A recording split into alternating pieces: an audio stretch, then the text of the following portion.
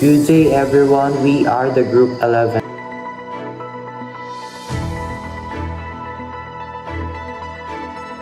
Our topic is all about global food security in chapter 12. In chapter 12, we will define the global food security and the critique existing models of global food security. What is food security and what can I do to help achieve it? In the early 21st century, the world produced enough food to feed the global population of over 7 billion. Yet, in 2010 to 2012, around 870 million people around the world continue to suffer from the hunger.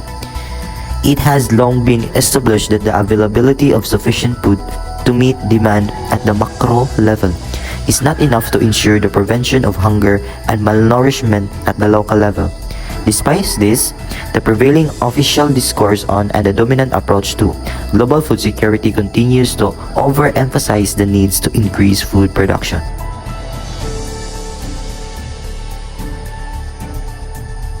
Therefore, have a serious impact on regional and global food security concerns, while developments at the global level often have the power to penetrate deep within regions and states to cause high levels of insecurity. Because food systems comprise a range of socio-economic, political, and ecological activities and outcomes, such developments or upheavals are not only complex in themselves, but may also have diverse and far-reaching consequences for the security and overall well-being of communities within across the border. This chapter begins with an overview of food security as a concept, its linkage with human security and its main critics. What is food security? An involvent concept. Food security is used widely across disciplines and issues areas. In general, the absence of food security or the prevalence of food insecurity is qualified with the presence of hunger and malnourishment. While there are many definitional variations of food security, broadly speaking, academics, policymakers, and practitioners around the world have embraced successive official definitions of concept provided by United Nations. The focus of the definitions of food availability and supply was heavily influenced by the experience of global food price crisis in 1972-3. Next, the food security and human security. Since the early 1990s, food security has become strongly associated with the wider concepts of human security, although there is no universally agreed definitions of human security. In essence, the concept prioritizes the safety of individuals and communities from a range of threats arising from different sources. It calls the governments, international institutions, and other actors to broaden their approach to security by acknowledging and addressing, in a holistic and integrated manner, threats to both freedom from fear and freedom from want. According to the UNDP, this means first, safety, and second, protection from sudden and hurtful disruptions in the patterns of daily life, whether in homes, in jobs, or in communities. The idea of human security is rooted in the wider international human rights movement and approach to development that has also strongly influenced the discourse of food security over the past 2 decades. In this perspective, food insecurity by way of hunger and malnourishment is deeply incapacitating threats to individuals and ones that leaves them unable to conduct the basic functions of life. Poverty is the main cause of food insecurity, which is in turn linked more broadly to political security, socio-economic development, human rights, and the environment. First, sudden and sharp increases in food prices are most harmful to those who are poor in many developing countries in Asia and Africa. A majority of households spend 50 to 70% of their monthly incomes on food alone. In the face of sudden food price spikes, such households become particularly vulnerable to hunger and malnourishment. When high food prices are sustained, other aspects of human security may also suffer, as families cut back spending on education and healthcare in order to be able to afford food, and plunge deeper into poverty. Secondly, in certain socio-political contexts, food price spikes may also help fuel civil unrest in the forms of protests and riots, often violent in nature. The literature examining the impacts of high food prices on political stability emphasized several contextual factors are underlying facilitators for such unrest, including weak government institutions, socio-economic inequalities, injustice, and political repressions. Critics of food security. The official conceptualizations of food security stands critiqued for several reasons, but perhaps most devastatingly for its disregard for power relations characterizing food systems, and for its emphasis on a trade-based approach to resolving hunger. In this process, small farmers are often forced off their lands, and traditional farming practices and local food systems are disrupted. In many developing countries, this process of dispossessing small farmers of their land is usually facilitated by the lack of clear land titles and government agencies that are keen to invite private investment in agriculture for crop purposes. In the absence of clear land ownership and the land use rights, small farmers may be forced to sell their land at a fraction of its real value and with minimal or no compensations. In the official approach to food security, a heavy focus on trade and export-oriented agriculture as the main pathway out of food insecurity. Critics argue that the push of agricultural trade liberalizations and the emergence of market-led corporate global food regime based on industrial agriculture has seen the groups that are poorest and the most vulnerable to hunger and malnourishments. Global food security key trends. The future of global food security relies on how state and other actors respond to a range of complex, interconnected and multifaceted forces affecting food systems around the world.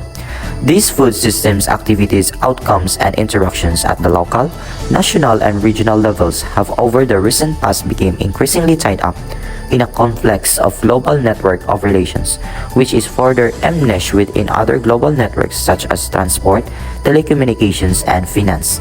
The following sections provides an overview of some of the key factors shaping global food security dynamics in these respects. Rising food prices and poverty. In the mid-2000s, global food prices began to climb steeply, and in the 12 months leading up to July 2008, the prices of key staples such as wheat, rice, maize, soybean, as well as edible oil soared, as mentioned earlier. They helped precipitate civil unrest in the forms of protests and riots in numerous countries around the world. They are also harmful to those farming households that are net consumers of food and rely on the market to fulfill their food security needs. Other than exist lists to cope with higher food prices, those households also often resort to selling precious assets such as household belongings. The reasons behind the recent global food prices spikes has been discussed and debated in details elsewhere. These demographic and socio-economic trends are discussed in some details later in this chapter. On the supply side, analysts have highlighted recent or ongoing trends such as rising cost of fuel and agricultural inputs like fertilizer and pesticides. In developing countries, declining or stagnating agricultural yield growth rates in the context of poor dropping levels of public investment in agricultural infrastructures and research and developments. Adverse weather events in the key food exporting countries followed by knee-jerk government exports bans in the face of perceived food shortage and financial speculations in agricultural commodities future markets. Other voices emphasize more urgently the role of deeper structural issues related to corporate food regime. Consequently, smallholders in such context has been finding agriculture an increasingly invaluable resource of livelihood, and large agribusinesses has been expanded their control over agricultural resources. In this view, lower food prices has contributed to the stagnations in food supply over the past quarter century, undermining small farmers' capacity to respond to aggravations by increasing food productions and thus paving the way of the global food prices crisis that occurs in the earlier part of the 21st century. The financializations of food as reflected in growth financial speculations in agricultural commodities future markets is also emphasized. In the aftermath of recent global food price spikes, both officials and other voices on food security have acknowledged the significant role played by burgeoning biofuel productions in the United States and European Union is pushing up global food prices.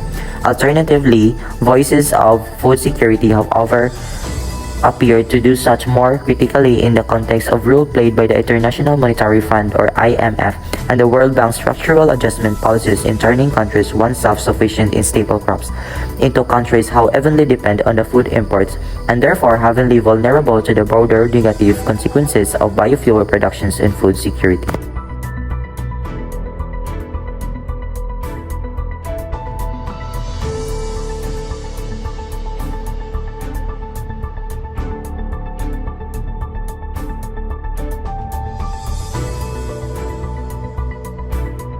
The argument that a gradually rising global population is behind sharp and sudden increases in a global food prices is a dubious one.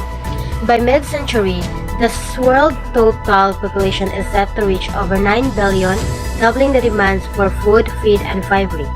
Most of this increase in demand is expected to come from developing countries, particularly in parts of Asia and Africa. India alone is expected to have almost 1.7 billion people, overtaking China's population as early as 2025. At the same time, dramatic improvements in health have led to sharp declines in mortality rates and boost in life expectancy. Subsequently, the over 65 population is now the fastest growing group across Asia. These demographic trends in Asia have serious implications for the food system in the region and elsewhere. As more and more people, especially among the youth, move from rural to urban areas in search of better livelihoods, there are fewer people of working age left behind to produce the growing quantities of food required to meet rising demand in urban areas. The mass movement of people from rural to urban areas has also been accompanied by a rapid and ongoing expansion of cities and slums in parts of Asia. At present, more than half the global population lives in urban areas, and by 2030, this number will swell to almost 5 billion, with urban growth concentrated in Africa and Asia. Urban populations and the numbers of slum dwellers in these regions are set to double by 2030. Slums are characterized by lack of access to clean drinking water, inadequate sanitation, and waste disposal mechanism, making resident populations highly vulnerable to quick spreading diseases and chronic food insecurity. As urban populations expand further, the pressure on food system in terms of the increased demand for land and water, and environmental degradation and pollution from urban and industrial waste are set to intensify further.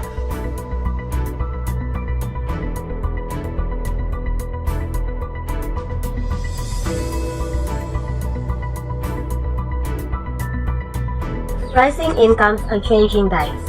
An overall growing global population means a corresponding increase in the total demand for food at a global level. At the same time, rising urbanization and growing per capita food consumption is also adding to this growing demand. Average global food consumption increased from 2,370 kilocalories per person per day in 1969 to 71 to around 2,770 kilocalories per person per day in 2005 to 7. As incomes in developing countries continue to grow, more and more people are able to access food in greater quantities.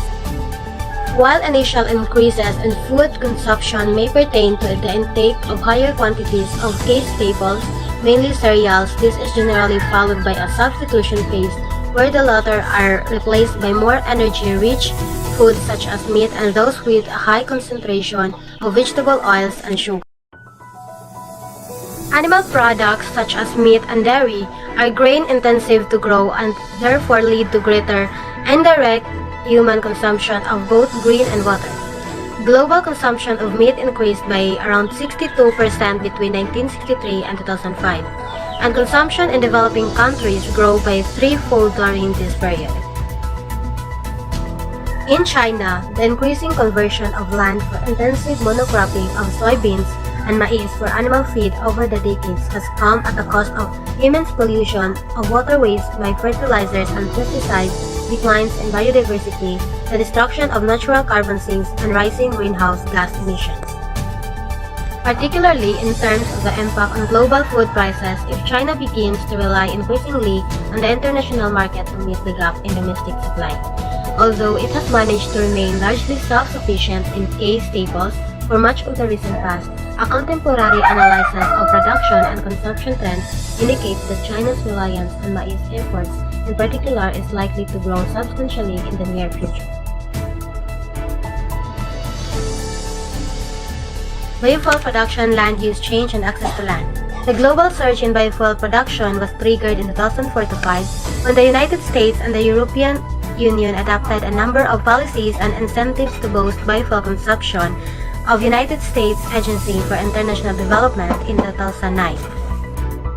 Biofuels quickly came to be seen as a significant means of reducing dependence on fossil fuels in a number of countries around the world, while simultaneously meeting the growing domestic demand for energy, as well as helping to reduce greenhouse gas emissions and stimulate rural development.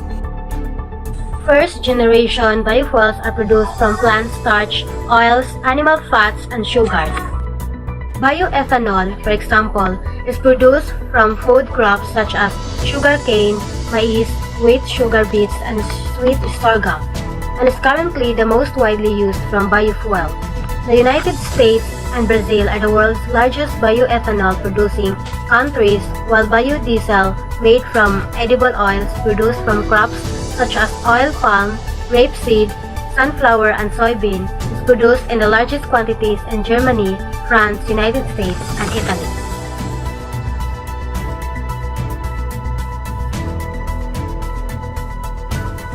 The United States is the world's largest supplier of maize, and in 2012, the U.S. Renewable Fuel Standard required around 42% of the country maize to be used to produce bioethanol in a year when the major maize-producing regions in the United States were hit by the worst drought in decades. The big idea driving biofuel mandates is that growing biofuel consumption will help ease dependency on fossil fuels for transport, while at the same time lowering greenhouse gas emissions in an effort to mitigate climate change. A great deal of uncertainty surrounds the issue of measurement of emissions, and at the present, there is no control to ensure that imported biofuels offer emission savings throughout their production life cycle.